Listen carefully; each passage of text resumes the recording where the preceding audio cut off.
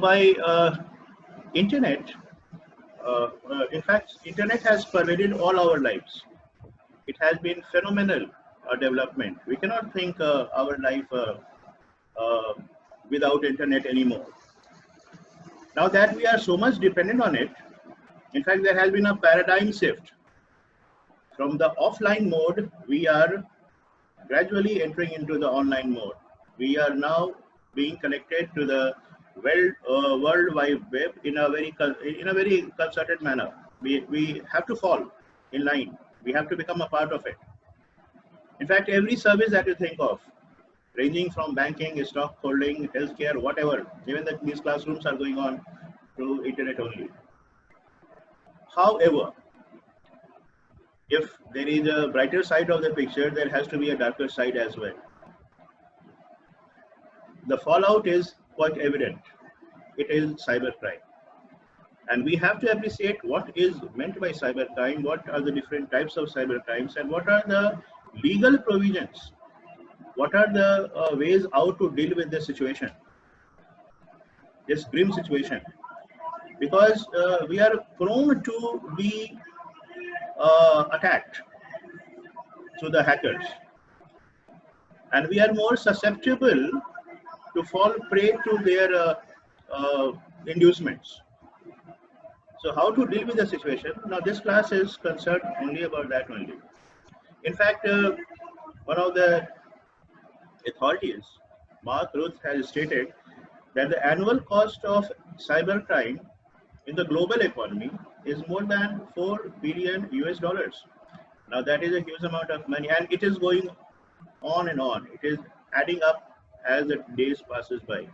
So therefore, we have to be very concerned about this. In fact, we have to be aware of the cybercrime, because instead of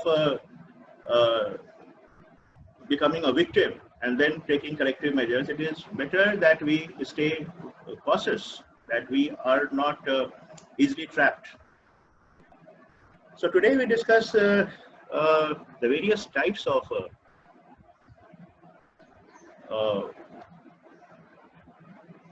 the crimes that we fall a part of. And yes, before we discuss the types,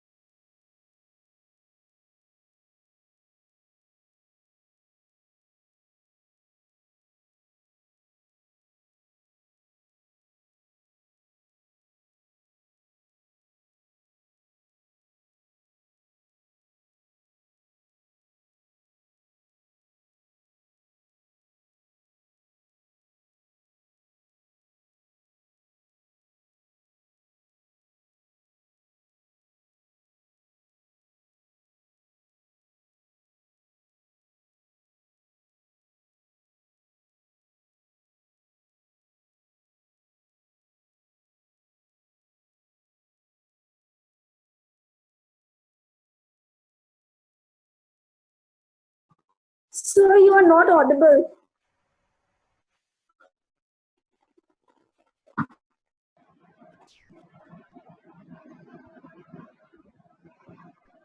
now can you hear me?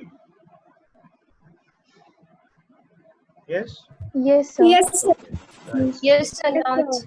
There is a technical problem. Anyways, So, how can we figure out what is a cyber crime and what is not? Because as we will discuss, there is a difference between even piracy and copying. These two different terms are there. So there is hairline differences. So we have to figure out what actually cyber crime is. And by cyber crime, we mean simply this: any unlawful act wherein computers and internet is misused as a tool or target or both. Now, what is meant by tool or target? We will elaborate that part of the definition. So, before we go any further, let us have a look on the cybercrime in India. What is the situation over here? What is the extent of the perpetration of the crime in India? And yes, India is one of the hardest hit of the countries across the world. In fact, the majority of cybercrime are centered on fraud and phishing. We will discussing all these technical terms very shortly. And India is the third largest target country after, of course, US and UK. So you see what situation we are in. We have developed over a period of time one of the leading countries which are connected with the World Wide Web, and we are the hot targets, of course. So in social, where are the different platforms where you are most prone to be to become a victim? It's a social network, or it's a online. This e-commerce. These two are the two major domains where you are more prone to fell in trap. The social networks as well as e-commerce are the major platforms on the World Wide Web where one is more prone to be a victim. And of course, India is the #1 country for generating spams. What is meant by spam, we will discuss. In fact, it is the junk emails, the mails that you do not even bother to open up. And how spam is used in e-bombing, we will discuss that. So this is the situation. This is the backgrounder. And now, if you remember, we discussed about this categories of cybercrime. Remember, we in the definition that we discussed earlier, we refer to computer as a target and computer as a weapon. Computer could perpetrate a crime. Computer itself could become a target of the crime. Now, what is meant by computer as a target? When the hackers are up to damaging your computer or network system. So, computer as a target means that the crime is committed in which computers are attacked. They will damage your data operating system. They may corrupt the entire operating system by sending viruses or hacking even. They will exercise a control over your computer. It may be for their personal gains or just to harass you, whatever. So hacking might take place. Now this is meddling up with the computer system. These are meddling up with the computer system, damaging your computer set and the networks. That is computer as a target. The computer is being targeted. And therefore the users of the computer will have to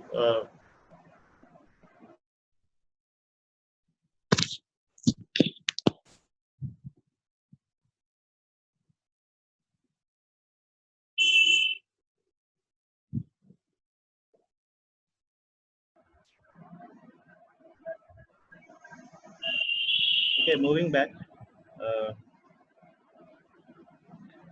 Let them enter first.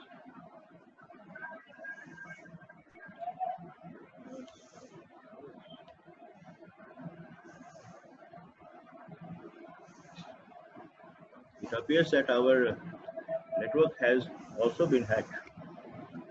Somebody is exercising a control over it. Now, that was the first part. Computer as a target.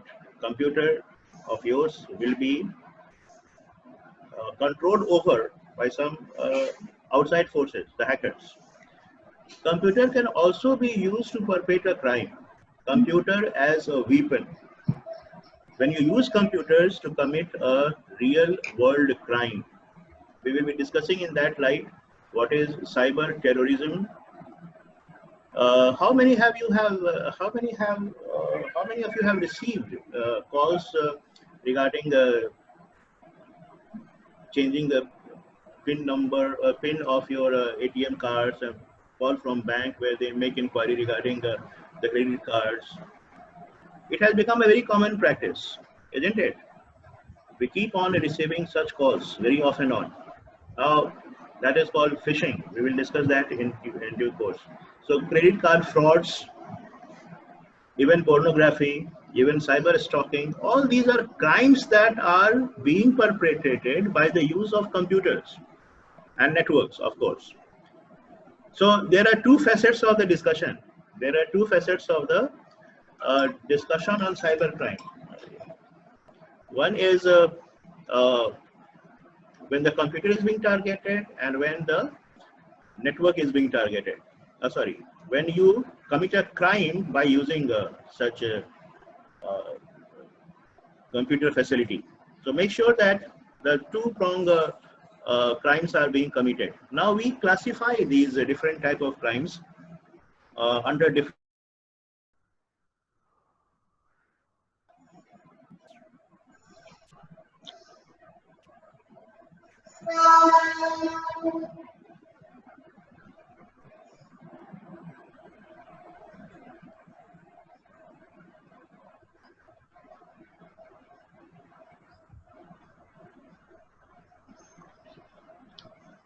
This is very ironical that deliberating on cyber network, and we are being facing the real trouble over here. So we were discussing about this different types of cyber crimes, and obviously the first of such crime is what we call hacking. Now make sure that you understand these terms very clearly, because these are very overlapping ones.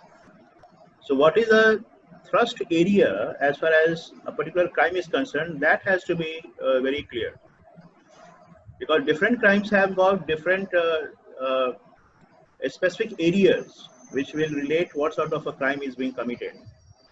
Otherwise, all these crimes will appear to be very much alike. So what is meant by hacking? Hacking. You see, when somebody intrudes into your computer system, it is intrusion, mind the word. Intrusion into a computer system or a private network, maybe intranet that you have got for your organization. So there will be intruding, some outside agency will intrude into your system, and they will exercise an unauthorized access. You see, it is prohibited. You are not supposed to enter into our system. Still you are. So it is an unauthorized access to or control over the computer network. So they will exercise a control. The intruders, which we call hackers, they will now exercise a control over your computer system. And this is obviously for illicit purpose, illegal purpose. Their intentions are malefied. So with a malefied intention, they will enter into your network or your computer systems and perpetrate the damage. In fact, this intrusion will facilitate that they take charge of your control system. They will have an unauthorized access to your computer network. So that is called hacking. Your system has been hacked. That is, it is being under the control of somebody else. They are exercising control. They have now entered into your network, although their entry is prohibited, and the intention is malified. They have exercised. They have accessed your network in order to perpetrate a damage. That is evident. So that is hacking. Now, you might have also heard of this ethical hacking. Now, what is ethical hacking? Now, this is a very different term. The ethical hackers are also called the white hats. Mind the term. White hat refers to ethical hackers. And who are these ethical hackers? Don't you think that the two terms are very contradictory? On one hand, we are talking of ethics. On the other hand, we are talking of hackers. How hacking could be ethical? Now, there is a twist to it. There is a twist to this entire term, because ethical hacking refers to exposing the vulnerability of your software. These hackers, in fact, they are ethical, they are legal. They will try to fix those security loopholes. They will enter into your network to find out where are the security loopholes which are prone to be attacked. So these are the people who will enter into the computer system to figure out where are the probabilities that where the system could be hacked. What are the vulnerable points? What are the vulnerable points where your computer system could be attacked? So they try to figure out first and save the damage. So ethical hacking refers to exposing the vulnerability in software to help business owners fix security. So they make systems secured so that it is no more open to be attacked by the hackers. They just can't enter into your system and exercise a control over it. So therefore, they will take charge of. They will try to figure out where are the areas where your system could be attacked. So they are called ethical hackers. Mind the terms: hacking, unauthorized entry, where somebody takes control over your computer system with an intention to perpetrate the damage for some illegal purpose. Now, hacking is this only. Another term that we are going to discuss today is phishing. This is a very commonly used term. And you see, what is the big difference between hacking and phishing? Remember, we were discussing about anybody who has received a call from a bank or any financial institution where they were asking for your secret codes, and they impersonified themselves as an official of the organization. They might have told you that they are calling from, say, XYZ bank, and your credit card is going to be discarded because of these many problems, which you may not understand the technical terms. And now they are asking you to get it done by yourself, or if you so wish, they could do the things for you, for which they require some information, and then you are trapped. You provide them the information so that they could save you from the damage, and then entire network. They make the worst use of the credit cards that you have, all the information regarding.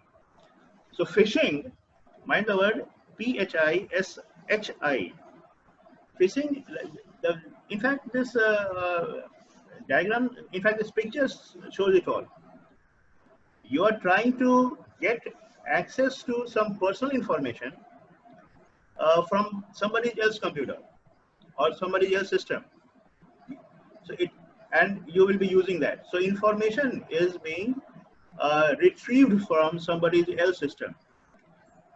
So phishing is a cybercrime in which a target is contacted by email, telephone, or text message. They might give you electronic mail or maybe they might call you up, and they are imposters, mind it, but they will pose as some representative of a legitimate institution.